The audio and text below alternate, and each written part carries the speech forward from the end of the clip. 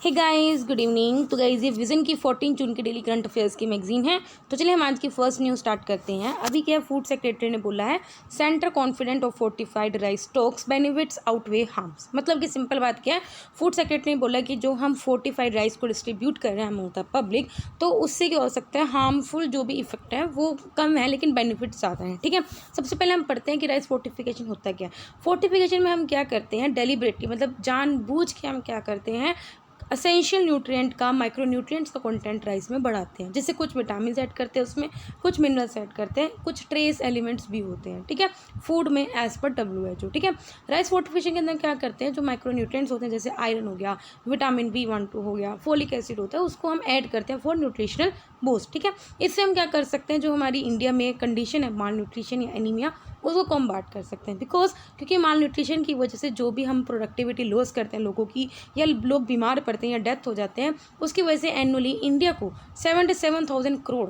Annually economy में loss है। ठीक है, फोर्टिफाइड राइस की वजह से क्या कर सकते हैं, हम क्या कर सकते हैं, गोइटर जैसी जो प्रॉब्लम है उसको प्रिवेंट कर सकते हैं, थायरोटॉक्सिज्म, ब्रेन डैमेज या फिर फीटल और न्यूनेटल हेल्थ भी हम इंप्रूव कर सकते हैं। ठीक है, रिसेंट रिपोर्ट के अकॉर्डिंग क्या है, जो लोग thalassemia, sickle cell anaemia, malaria से क्या करते हैं, मतलब कि जो सफ़र कर रहे हैं विद हाई, जो स्पेशली ट्राइबल रीजन्स में रहते हैं, वो ऑलरेडी एक्सेस आयरन की कंडीशन में रहते हैं।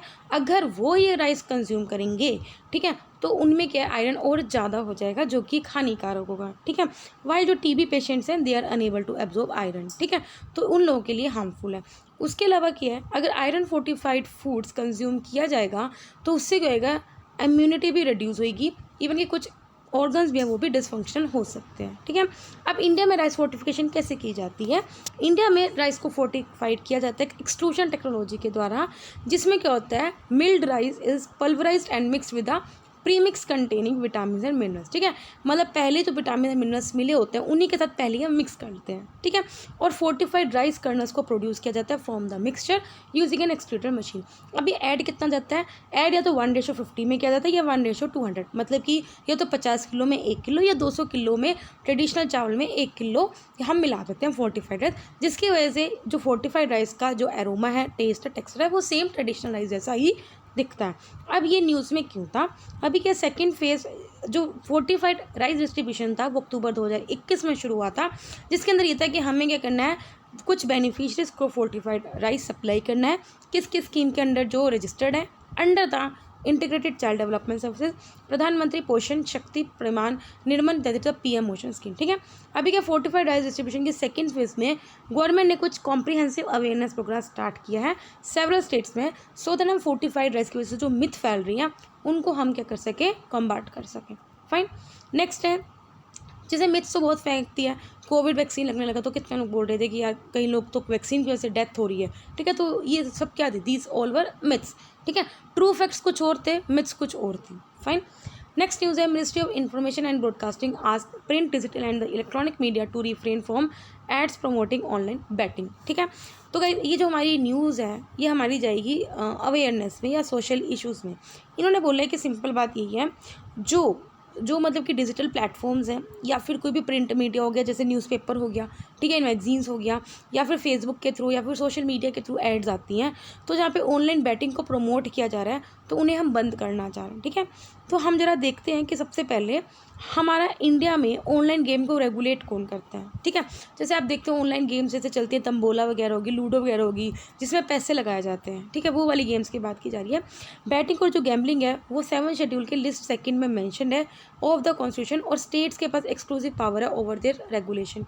हर एक स्टेट में एक्सेप्ट गोवा, सिक्किम और दमन, वो उन्होंने गैम्बलिंग और बैटिंग को प्रोहिबिट किया हुआ है, क्योंकि गोवा तो आपको पता है हब है कैसीनोज वगैरह का। ठीक है, सिक्किम, दमन, क्योंकि काफ़ी वहाँ पे ज़्यादा टूरिज्म है, तो इन 3 स्टेट्स को छोड़ के हर जगह क्या है, जो बैटिंग और गैम्बलिंग है वो बैन है। ठीक है, हाईवर जो ऑनलाइन बैटिंग और गैम्बलिंग है वो ग्रे जोन के अंदर रेगुलेट किया जाता है। सिक्किम पहली स्टेट थी जिसने लीगलाइज किया था बैटिंग और गैम्बलिंग को, जुए को। ठीक है, तेलंगाना पहली स्टेट थी जिसने बैन किया था। तो यू शुड नो कौन सी स्टेट थी जिसने बैन किया था और कौन सी स्टेट थी जिसने लीगलाइज किया था। ठीक है, रिसेंटली क्या सेंटर एक कमेटी सेटअप कर रही है सो दैट ऑनलाइन गेमिंग को रेगुलेट किया जाए, और एक मिनिस्ट्री देखेगी कौन मिनिस्ट्री उसको मॉनिटर करेगी। फाइन, GST काउंसिल भी क्या कर रही है, देख रही है कि किस तरह से हम ऑनलाइन गेमिंग पे टैक्स इम्पोज कर सकते हैं, 28% GST। At present batting, gambling कोई भी उन पे जीएसटी नहीं लगता, बिकॉज इसकी वजह से पब्लिक को बहुत ज़्यादा ह्यूज लॉस आ और टैक्स नहीं लगता, जिसकी वजह से पब्लिक मतलब कि हमारी गवर्नमेंट को कहता है लॉस आता है। इससे रिलेटेड एक और इन्फॉर्मेशन है, लॉटरी जो कि गवर्नमेंट ऑफ इंडिया के द्वारा ऑर्गेनाइज किया जाता है या फिर किसी भी स्टेट गवर्नमेंट के द्वारा ऑर्गेनाइज किया जाता है, वो under union list of 7th schedule है। मतलब कि सिंपल बात की है, वैसे जो बैटिंग एंड गैम्बलिंग है वो स्टेट लिस्ट के अंदर रहता है, लेकिन जो लॉटरीज गवर्नमेंट के द्वारा इशू किया जाता है वो सेंटर के अंदर पड़ती है।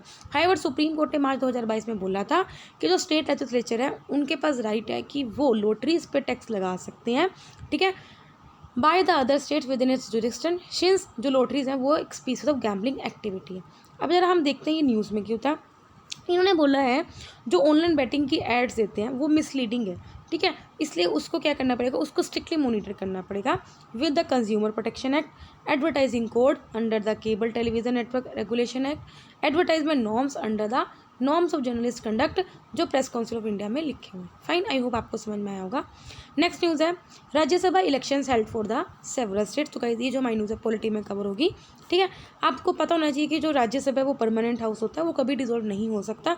हर 2 साल बाद इसके इलेक्शन होते हैं, 1/3 जो मेंबर्स होते हैं वो रिटायर्ड होते हैं और दूसरे नॉमिनेट किए जाते हैं, ठीक है। मैक्सिमम जो स्ट्रेंथ है वो राज्यसभा की वो फिक्स्ड है 250 में, प्रेजेंटली 245 है, जिसमें तो 238 है वो स्टेट्स की रिप्रेजेंटेटिव है, ठीक है, प्रेजेंटली 233 हैं, और स्टेट्स एंड यूनियन टेरिटरीज के जो इनडायरेक्ट इलेक्ट किए जाते हैं वो भी हैं, ठीक है, और 12 नॉमिनेट किए जाते हैं प्रेसिडेंट के द्वारा। इन मेंबर्स का टर्म होता है 6 साल। राज्यसभा के इलेक्शंस क्या होते हैं, सो दैट कॉन्टीन्यूटी बना सके, हर 2 साल बाद 1/3 मेंबर्स रिटायर किए जाते हैं, ठीक है। जो स्टेट्स के रिप्रेजेंटेटिव होते हैं उनको इलेक्ट किया जाता है अंडर आर्टिकल 80। कहाँ कैसे इलेक्ट किया जाता है, by elected members of state legislative assembly. मतलब कि आपकी सपोज करो हर एक स्टेट को रिप्रेजेंट करते हैं राज्यसभा में, तो अगर हरियाणा के इलेक्शन हो रहे राज्यसभा में तो हरियाणा के जो एमएलएज होंगे वो उनको इलेक्ट करेंगे, ठीक है। इलेक्शन हेल्ड होते हैं in the system of proportional representation bye means of single transferable vote, ठीक है। जो कि 2 तरह का मेथड होता है, पास द पोस्ट सिस्टम, दूसरा होता है प्रोपोर्शनल रिप्रेजेंटेटिव। जो लोकसभा के होते हैं वो first pass the post election होता है, लेकिन राज्यसभा के प्रोपोर्शनल रिप्रेजेंटेशन से होता है, ठीक है। सिंगल ट्रांसफरेबल वोट का मतलब क्या होता है, इलेक्टर can vote for any number of candidates in order of their preference, ठीक है। मतलब कि अभी क्या है, लोकसभा में आप क्या करते हो, अगर 3 पार्टी हैं, बीजेपी, कांग्रेस या फिर आप, तो आप किसी एक को देते हो, ठीक है। लेकिन प्रोपोर्शनल रिप्रेजेंटेटिव में आप क्या करोगे, आप प्रेफरेंस दोगे, ठीक है, कि मैंने चलो पहली प्रेफरेंस कांग्रेस को दे दी, दूसरी प्रेफरेंस मैंने बीजेपी को दे दी, तीसरी मैंने आपको दे दी, ठीक है, या पहली बीजेपी को दे दी, उसको उधर दे दी, ठीक है। तो उसके नंबर काउंट हो जाते हैं एक तरह से, ठीक है। तो प्रोपोर्शनल में प्रोपोर्शनल में इस तरह का होता है। फाइन, जरा थोड़ा सा यहाँ पढ़ लेते हैं। राज्यसभा के अंडर आर्टिकल 80 क्लॉज 3 12 मेंबर्स को नॉमिनेट किया जाता है, और वो मेंबर्स कौन कौन से होते हैं, जिनको नॉलेज होती है लिटरेचर, साइंस या आर्ट में। 4th schedule of the constitution provide करता है राज्यसभा की सीट्स और यूनियन टेरिटरीज की on the basis of the population of each state, ठीक है। जिस स्टेट की पॉपुलेशन ज़्यादा है तो उस स्टेट को ज़्यादा रिप्रेजेंटेशन मिली हुई है राज्यसभा में, ठीक है। राज्यसभा पोल्स होते हैं, have a system of open ballot, ठीक है। जैसे लोकसभा के जो इलेक्शन होते हैं वो क्या होते हैं, वो भी ओपन बैलेट होते हैं, ठीक है, but it is a limited time of openness, ठीक है। To check cross voting, sorry guys, Lok Sabha के इलेक्शन सीक्रेट बैलेट होते हैं, ठीक है। आपकी वोट, आपने किसको वोट दिया आपको नहीं पता चलेगा, लेकिन राज्यसभा में पता चल जाएगा। क्रॉस वोटिंग को वोट करने के लिए हर एक जो पार्टी एमएलए है वो अपने बैलेट को दिखाते हैं कि हाँ हमने इसको वोट दी है, ठीक है। Showing a mark ballot to anyone other than one's own party present will render vote invalid, ठीक है। नोट ऑप्शन इसमें एप्लीकेबल नहीं होता जैसे लोकसभा में होता है, ठीक है। Also not voting for the party to candidate will not attract disqualification. मतलब कि अगर सपोज करो अगर आप इलेक्शन में वोट नहीं दे रहे एमएलए तो इसका मतलब ये नहीं कि आपको डिस्क्वालीफाई करता है, ऐसा नहीं होता, ठीक है। नेक्स्ट है web 5, that is the blockchain power digital network that Twitter's ex CEO is building, ठीक है। तो अभी क्या कई साइंस एंड टेक्नोलॉजी में कवर होगी। अब ये है क्या, वेब क्या है, देखो वर्ल्ड वाइड वेब एक प्राइमरी टूल है जो बिलियन ऑफ पीपल्स के द्वारा यूज़ किया जाता है to share, read and write information, to interact with other people via internet, ठीक है। अब डिफरेंट वेब वर्जन आ चुके हैं, वेब 1, वेब 2, वेब 3, वेब 4, अब वेब 5 की बात हो रही है, ठीक है। वेब 1 में क्या होता है, सिर्फ रीड ओनली इंटरनेट था, ठीक है। मतलब इसमें कुछ वेब पेज थे जो स्टैटिक थे, मतलब जैसे आपकी बुक होती है जो एक बार छप गई, ठीक है, उसमें आप दोबारा नहीं ऐड कर सकते, कुछ नया ऐड होगी तो नई बुक छपेगी, लेकिन जो बुक छप चुकी, ठीक है, तो स्टैटिक होती है, ठीक है। और ये सिर्फ पैसिव एंगेजमेंट के लिए होता है, ठीक है। वेब 2 में क्या होता है, इसमें रीड भी कर सकते हो, राइट भी कर सकते हैं, मतलब इंटरनेट को और ज़्यादा इंटरेक्टिव बना रहे हो, ठीक है। तो अब क्या होता है, लोग और ज़्यादा कम्युनिकेट कर सकते हैं दूसरे साथ, जिसकी वजह से सोशल वेब क्रिएट होता है, ठीक है। वेब 3 में क्या होता है, रीड राइट एग्जीक्यूट, मतलब वेब 1 में ओनली रीड है, वेब 2 में रीड राइट है, वेब 3 में रीड राइट एग्जीक्यूट है, ठीक है, जिसमें आप ब्लॉकचेन टेक्नोलॉजी को बिल्ड कर रहे हो और इसमें आर्टिफिशियल इंटेलिजेंस के थ्रू ड्राइवन होता है और मशीन लर्निंग भी, जहाँ पे मशीन्स क्या कर सकती हैं, ह्यूमंस की तरह इन्फॉर्मेशन को इंटरप्रेट कर सकती हैं, ठीक है। वेब 4 में सर्विसेज ऑटोनोमस होती हैं, प्रोएक्टिव होती हैं, सेल्फ लर्निंग होती हैं, कोलैबोरेटिव होती हैं, और यहाँ पे कंटेंट जनरेट करने वाले एजेंट्स भी होते हैं, जैसे हम यूट्यूब हो गए, यूट्यूब में भी कंटेंट जनरेट हो रहा है, ठीक है। फुली मैच्योर लॉजिकल और रीजनिंग टेक्नोलॉजीज होती हैं, एज वेल एज जो आर्टिफिशियल इंटेलिजेंस है, दे आर द फाउंडेशन, ठीक है। तो अभी वेब 5 की बात की जा रही है, ठीक है। अब देखते हैं न्यूज़ में क्यों था। फॉर्मर जो ट्विटर के CEO हैं, उन्होंने अनाउंस किया है अपना विज़न वेब 5 का, जिसका एम है किस तरह से हम वेब को और ज़्यादा एक्स्ट्रा डिसेंट्रलाइज बना सकें और आपकी डाटा और आइडेंटिटी को कंट्रोल में ला सकें, ठीक है। वेब 5 क्या करेगा, आपकी एप्लीकेशंस को देखेगा और उससे इंफॉर्मेशन को इंटरप्रेट कर सकता है on more complex level, emotionally as well as logically. Fine. Next news है, ministry of railways launches the Indian railways innovation policy startup for railways. तो गाइस ये जो न्यूज़ इकोनॉमी में कवर होगी, देखो इस पॉलिसी का एम क्या है, हमें क्या करना है, जो भी इंडिया के स्टार्टअप्स हो गए, MSMEs हो गए, इनोवेटर्स हो गया, जो एंटरप्रेन्योर्स हो गए, उनको क्या करना है, उनके टेक्नोलॉजीज़ को और एनहेंस करना है, इनोवेट करना है, सो दैट हम अपनी इंडियन रेलवेज़ की ऑपरेशनल एफिशिएंसी और सेफ्टी बढ़ा सकें। अब इंडियन रेलवे इनोवेशन पॉलिसी के क्या क्या फीचर्स हैं, सबसे पहले इसमें 1.5 करोड़ तक का ग्रांट अप होगा to innovators on equal sharing basis with provision of milestone wise payment. इसके अलावा इसमें कंप्लीट प्रोसेस होगा, इंक्लूडिंग किस तरह से आप स्टार्टअप को सिलेक्ट कर सकते हो, ऑनलाइन होगा with defined timeline to make it transparent and objective. इसके अलावा ट्रायल्स होंगे of prototypes will be done in railways. इसके अलावा हम फंडिंग को एनहेंस करेंगे, will be provided to scale up deployment on successful performance of prototype. इसके अलावा हम क्या करेंगे, इंटेलेक्चुअल प्रॉपर्टी राइट्स को डेवलप करेंगे और वो सिर्फ इनोवेटर्स तक रहेंगे, ठीक है। सिग्निफिकेंस क्या होगा, मतलब अगर रेलवे में हम इनोवेशन लाते हैं तो ऑफकोर्स क्या क्या है, सबसे पहले क्या है, वर्ल्ड में 4th लार्जेस्ट रेलवे नेटवर्क है इंडिया के पास और ऑलमोस्ट 23 मिलियन पीपल मूव करते हैं, और जो फ्रीट मतलब माल गाड़ियाँ जो होती हैं वो 3.8 मिलियन टन फ्रीट हर दिन रोटेट होता है वर्ल्ड वाइड, ठीक है। लेकिन काफ़ी इनको दिक्कतें भी आती हैं, जैसे इनके नेटवर्क बहुत ज़्यादा कॉन्जेस्टेड है, हाई ऑपरेटिंग रेशियो है, रेवेन्यू कम है, सेफ्टी कम है, क्वालिटी ऑफ सर्विसेज की इश्यूज़ आ रही हैं, टेक्निकल इश्यूज़ भी आ रही हैं। इसके अलावा स्टार्टअप्स और रेलवे के बीच में जो कनेक्शन है उससे ओवरकम हो सकते हैं बाय प्रमोटिंग, अगर हम रिसर्च एंड डेवलपमेंट बढ़ा सकें for modernisation of the rail network और एंटरप्रेन्योरशिप और इनोवेशन को एनकरेज करें। फाइन। नेक्स्ट न्यूज़ है, zoos can now be set up in the forest sans green nod, ठीक है। तो गाइस ये जो हमारी न्यूज़ है एनवायरनमेंट में कवर होगी। अभी के जो ministry of environment forest and climate change है, उन्होंने सेंट्रल जू अथॉरिटी के कंसीडरेशन को अप्रूव कर दिया और बोला है कि अब क्या करते हैं, जो फॉरेस्ट लैंड जहाँ पे फॉरेस्ट की एक्टिविटी चल रही है वहाँ पे भी हम जू को क्रिएट कर सकते हैं under the forest conservation act 1980, ठीक है। फॉरेस्ट कंजर्वेशन एक्ट क्या करता है, जूस रेस्क्यू सेंटर्स इनको कंसीडर करता है कि ये नॉन फॉरेस्ट्री एक्टिविटी है। मतलब जू तो आप देखा जाए तो कि एंटरटेनमेंट के लिए बनाते हैं ना, ठीक है, क्योंकि हम वहाँ पे बंद करके रखते हैं हम जो भी एनिमल्स को, ठीक है। हम उनको सोचते हैं कि वो नॉन फॉरेस्ट्री एक्टिविटी है और वहाँ पे मतलब जैसे नॉर्मल जो ह्यूमन एक्टिविटीज चले वो चलती रहती है, ठीक है। And makes forest clearance for centre mandatory, ठीक है। लेकिन अब जूस को एग्जेम्प्ट किया जाएगा from taking multiple permission under the FCA, ठीक है। अब सेंट्रल जू अथॉरिटी के बारे में हम पढ़ लेते हैं। वाइल्ड लाइफ प्रोटेक्शन एक्ट 1972 ने प्रोवाइड किया था सेंट्रल जू अथॉरिटी को कि एस्टेब्लिश करना चाहिए, फिर नेशनल एफर्ट बढ़ाए थे किस तरह से हम अपनी बायोडाइवर्सिटी को कंजर्व कर सकें। इसके अंदर एक चेयरमैन होता है, 10 मेंबर्स होते हैं और एक मेंबर सेक्रेटरी होता है। हर एक इंडिया में जो भी जू होते हैं उसको सेंट्रल जू अथॉरिटी रिकॉग्नाइज करती है, ठीक है। अब फॉरेस्ट कंजर्वेशन एक्ट के बारे में पढ़ लेते हैं, अगेन वेरी इंपॉर्टेंट। इसको इंट्रोड्यूस किया गया था after the 42nd constitutional amendment moving, जिसमें हमने फॉरेस्ट को स्टेट लिस्ट से कॉन्करेंट लिस्ट में डाल दिया था। ये क्यों आया था हमारे फोर्स में, सो दैट डिफॉरेस्टेशन को हम एड्रेस कर सकें, and made it necessary for state to get central permission for use, so that हम फॉरेस्ट लैंड को यूज़ कर सके for the non forestry purposes. ठीक है, नॉन फॉरेस्ट्री पर्पस का मतलब क्या होता है, फॉरेस्ट लैंड को क्लियर करना। ठीक है, अदर देन द रिफॉरेस्टेशन। इसमें हम tea, coffee, spices, rubber, palm, इन सबको कल्टिवेट कर सकते हैं। हॉर्टिकल्चर क्रॉप, इन सबको हम यूज़ कर सकते हैं कल्टिवेट करने के लिए। However any work related to the conservation, development and management of forest and wild life is not considered as non forest purpose. ठीक है, अब हम बढ़ते हैं अपनी छोटी छोटी न्यूज़ पे। सबसे पहली न्यूज़ है special remission to prisoners to mark 75 year of the independence. देखो गाइस, आपको पता होता है डिफरेंट मेथड्स होते हैं किसी भी सज़ा को कम करने के, जैसे पार्डन वगैरह होता है अंडर आर्टिकल 72। ठीक है, रेमिशन का मतलब क्या होता है, हम किसी बंदे की सज़ा को कम कर देते हैं। ठीक है, विदाउट चेंजिंग इट, लाइक अगर किसी को 20 साल की सज़ा मिले, को 10 साल कर दिया। ठीक है, रेमिशन implies reducing the period of sentence without changing it's character. ठीक है, इसके अलावा और भी वैसे होते हैं कॉम्यूटेशन। कॉम्यूटेशन पर हम क्या करते हैं, एक तरह के पनिशमेंट को लाइटर फॉर्म में कन्वर्ट कर देते हैं। ठीक है, लाइक डेथ सेंटेंस को कम करके उसको लाइफ इम्प्रिजनमेंट दे दी, लाइफ इम्प्रिजनमेंट को कम करके कुछ और दे दी। ठीक है, उसका करेक्टर चेंज करते हैं। रेमिशन में करेक्टर वही रहता है, बस सज़ा रिड्यूस हो जाती है।